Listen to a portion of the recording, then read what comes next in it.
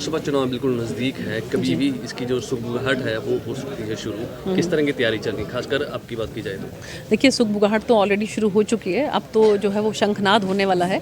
और आपने देखा होगा कि किस तरह से हमारा 2 दिन का महाअधिवेशन जो है वो दिल्ली के अंदर चला। माननीय हमारे राष्ट्रीय अध्यक्ष जगत प्रकाश नड्डा जी, उनका जो है मार्गदर्शन हमें प्राप्त हुआ, और इसके साथ साथ माननीय प्रधानमंत्री नरेंद्र मोदी जी का मार्गदर्शन भी सभी कार्यकर्ताओं को प्राप्त हुआ।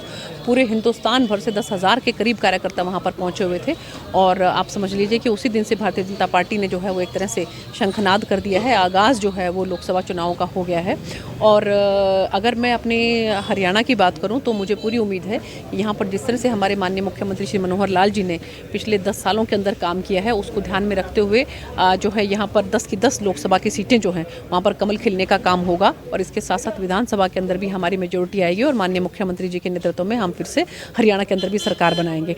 इसी बात को ध्यान में रखते हुए जो है मैंने कल से ये कार्रवाई की है कि हमने हमारे जितने भी जो मंडल हैं उन सभी मंडलों के जो हमारे मंडल अध्यक्ष हैं और हमारे जो पार्टी के कार्यकर्ता हैं, और इसके साथ साथ जो उस मंडल के इलाके के गांव में जो हमारे सरपंच हैं या सरपंच प्रतिनिधि हैं, उन सब का शिष्टमंडल जो है यहाँ पर पहुँचा। वो मेरे सभी परिवार के सदस्यों की तरह यहाँ पर पहुँचे और हमने आपस में बैठकर एक दूसरे के साथ विचार विमर्श किया।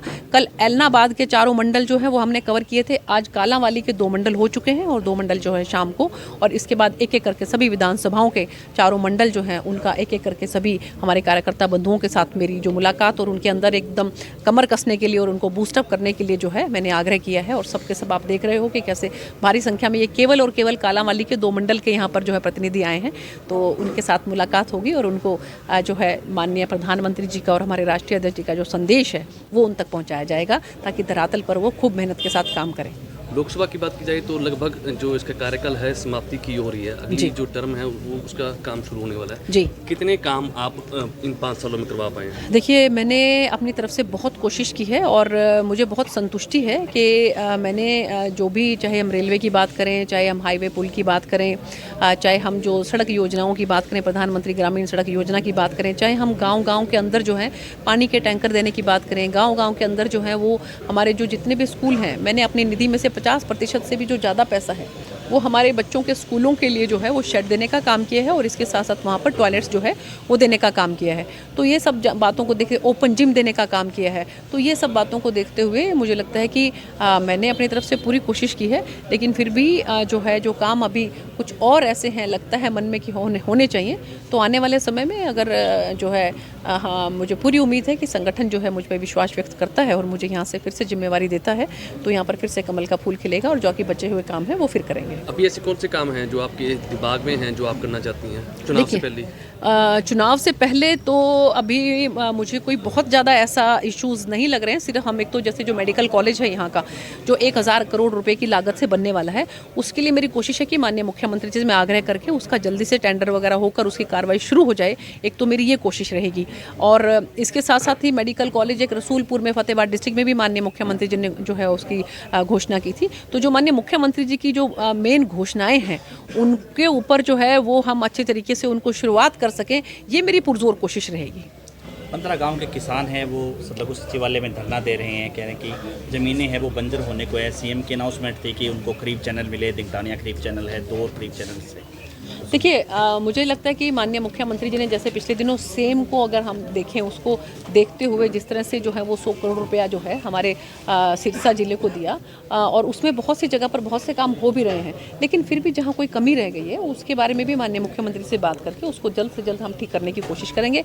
और ये जो अभी बजट सेशन चल रहा है, आप लोग देख रहे होंगे आजकल जो विधानसभा में चल रहा है, उसके अंदर भी हमने माननीय मुख्यमंत्री जी को ये कहा था कि इस इलाके की जो इस तरह की समस्याएं हैं, किसानों से रिलेटेड जो समस्याएं हैं, उनका समाधान करने की कोशिश करें, और माननीय मुख्यमंत्री जी अपनी तरफ से पूरे प्रयास कर रहे हैं। शंभू बॉर्डर पर काफ़ी जो किसान हैं वो एकजुट हैं। बात की जाए तो जींद में भी किसानों पर काफ़ी जो प्रशासन द्वारा अत्याचार किए गए, आंसू गैस गोले छोड़े गए उनके ऊपर, और उनका साफ तौर पर ऐलान है कि कल से 21 तारीख से एनडीए के जो जितने भी एमपी हैं उनका विरोध किया जाएगा, पुतले फूके जाएंगे। देखिए, ऐसा है कि हमारी सरकार ने केंद्र में माननीय प्रधानमंत्री जी के नेतृत्व में और हरियाणा में माननीय मुख्यमंत्री जी के नेतृत्व में इतने काम किए हैं कि विपक्ष के पास अब कोई मुद्दा नहीं रह गया है।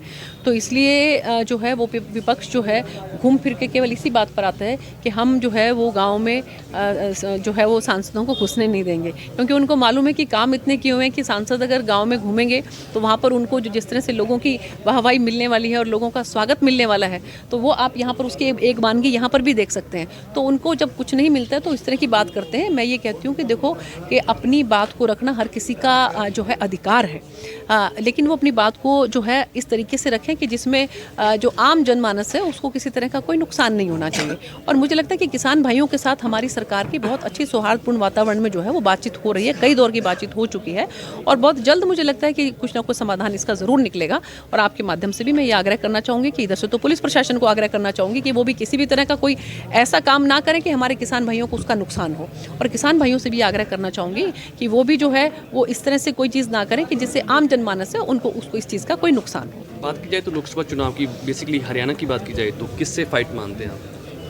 मुझे तो कहीं दूर दूर तक कोई फाइट नज़र नहीं आ रही है, क्योंकि अगर हम विपक्षी दल देखें तो मेन विपक्षी दल तो कांग्रेस पार्टी ही है और कांग्रेस पार्टी का सिर्फ टोवल इतना ज़्यादा है कि वहाँ पर जिन लोगों का अभी तक जो है वो प्रदेश के अंदर भी संगठन ठीक तरीके से तैयार नहीं है, जिला के अंदर संगठन ठीक तरीके से तैयार नहीं है और हमारा संगठन जो है पन्ना प्रमुख तक, बूथ अध्यक्ष तक कैसे पहुँच चुका है। इन सब बातों को ध्यान में रखते हुए मुझे लगता है कि मेजोरिटी के साथ 10 की 10 लोकसभा जो है वो भारतीय जनता पार्टी जीतेगी और विधानसभा के अंदर भी जो है हमारी मेजोरिटी के साथ जो है माननीय मुख्यमंत्री जी के नेतृत्व में सरकार बनेगी। अशोक तंवर का कितना साथ मिलेगा? अशोक तंवर जी का साथ मिलेगा बिल्कुल। देखिए वो यहाँ से 3 बार चुनाव लड़ चुके हैं और एक बार यहाँ से सांसद भी रह चुके हैं और पिछली बार भी जो है मुझे 7.5 लाख के करीब 7-7.25 लाख के करीब वोट मिले थे, तो 4 लाख वोट जो है कांग्रेस पार्टी में रहते हुए उनको भी मिले थे। तो मुझे लगता है कि वो हमारे साथ आए हैं तो हमें पूरा उनका समर्थन मिलेगा।